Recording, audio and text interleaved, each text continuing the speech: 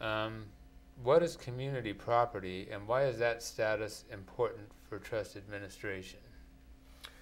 It's a good question. It's important for married couples. It's not important for individuals who are either not married or in a domestic partnership.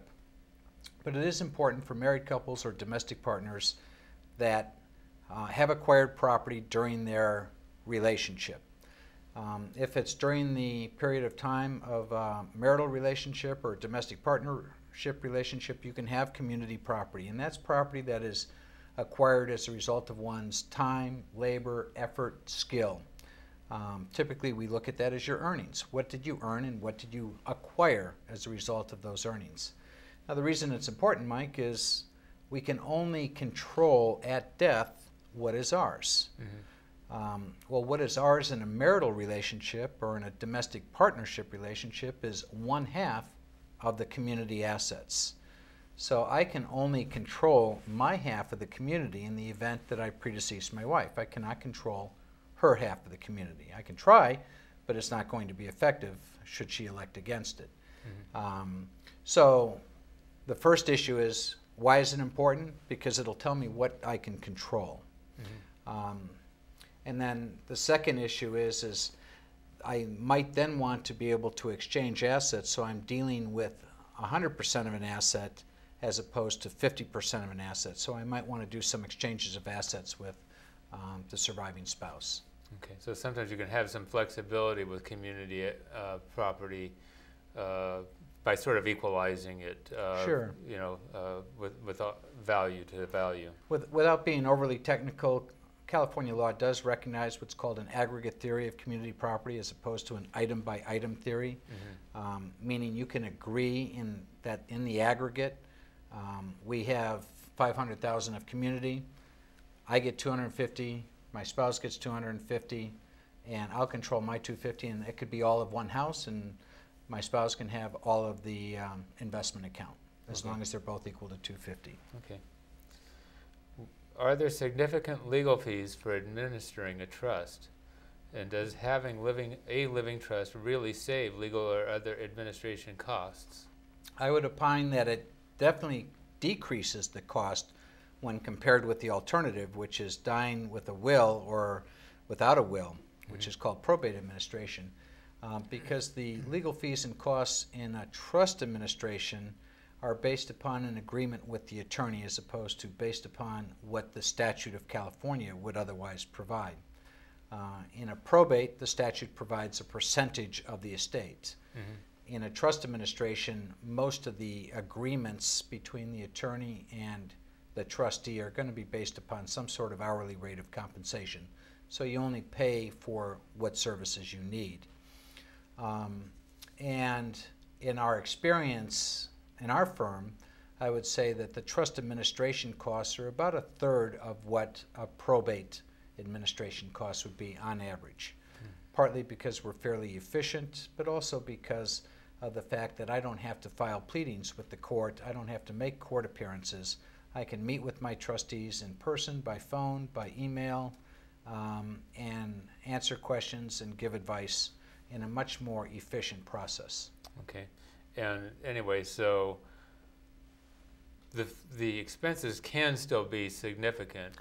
They're not zero. Yeah, they're definitely not zero. And so if people are thinking, you know, I'm not going to have to be anything out of pocket related to trust, no big deal, it's not really the case. That's not true. And in fact, you know, if I were to give you an example of, say, a $500,000 trust in a post-death context where the property is going just to the children who might be surviving, I would say that it would not be atypical for the legal fees in that situation, assuming nothing unusual, to be in the $2,000 to $5,000 range. Okay. Should you keep some cash on hand for incidental items at death? Well, it's hard to take it with you. Mm-hmm. You can't take the cash and put it in the casket. You can try, but it doesn't generally work that well. On a more serious note, Mike, there are oftentimes significant expenses that need to be met shortly after death. The most common would be a funeral expense. In the absence of a prepaid funeral arrangement, funeral expenses are going to be fairly significant for most cases, much more than we think they're going to be. There might be some last illness expenses. There might be some caregiver expenses that need to be met.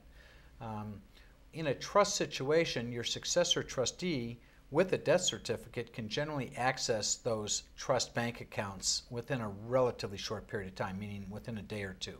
What do I need? I need the death certificate, and I need a certification of trust that says I am now the successor trustee. With those two documents, you should be able to access any of the decedent's trust bank accounts. Right. So at least you can get access to cash, but many of us have pretty short bank accounts. So I guess what I'm suggesting is that people might want to have some reserves available and at least have some sort of maybe an insurance policy where some cash is provided for paying some of those expenses. You're right. If my experience for most of my clients is they're going to have some readily either available cash or easily convertible to cash, such as equities or mutual funds. But if you don't, then providing that liquidity through a small life insurance policy may be an appropriate mechanism for getting cash into that estate to meet the immediate expenses. Okay. What's the significance of a death certificate, and what is the significance of a trustee certification? Mike, these are the documents that I'm going to have my client provide to a third party, whether it's a financial institution, a stock brokerage house, a title company, because they're not going to release a fund or an account without knowing that the existing trustee is deceased, without knowing that the settlor is deceased, and without knowing who is the successor trustee named in the document. So the death certificate will show that the settlor trustee is now deceased. The trustee certification is a document in California that shows to the world that this trustee is now the successor and that the trust is now irrevocable. I'm the trustee. Here's how title should be held. Here's the tax ID number. A number of other mechanical requirements go into the certification, but it empowers the successor trustee to access funds and assets that the deceased settlor of the trust created. Okay. Now, if you are nominated as a trustee, do you have to accept, and what should you think about before accepting? It's the very first question we ask our clients. And what we tell them is before you say yes, before you take on all these responsibilities and liabilities, I need you to understand what you're getting yourself into. There's going to be a time commitment. There's going to be duties and responsibilities that you have. And I frankly tell them, if this is a dysfunctional family, you're going to have one big target on your back that everyone is going to want to blame if anything goes wrong, which means, translated, you've got personal exposure if you make a mistake. So before you say yes and start taking on these roles, the very first question is this a job I really want? Am I going to be adequately compensated for the risk that I am undertaking? Do I have the time to do it? Or am I just thinking I have the time and I'm really not going to carry out my responsibilities in a timely fashion? So we have this very frank discussion with all of our clients, and oftentimes we're able to work out a solution that might involve having a successor co-trustee come on where we can delegate responsibilities. But it's the very first question that needs to be talked about with the client. Don't just say yes without knowing what you're getting yourself into. And you can say no. You can say no.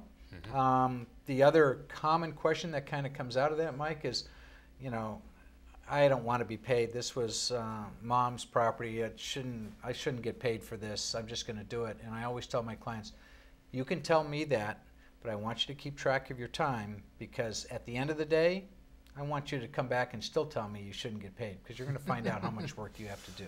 Yeah. So don't think this is no big deal. This can be a big deal, and especially if there's a contest or something like that, then you'll really earn your fees. Okay, let's move on. What notice requirements apply to trusts?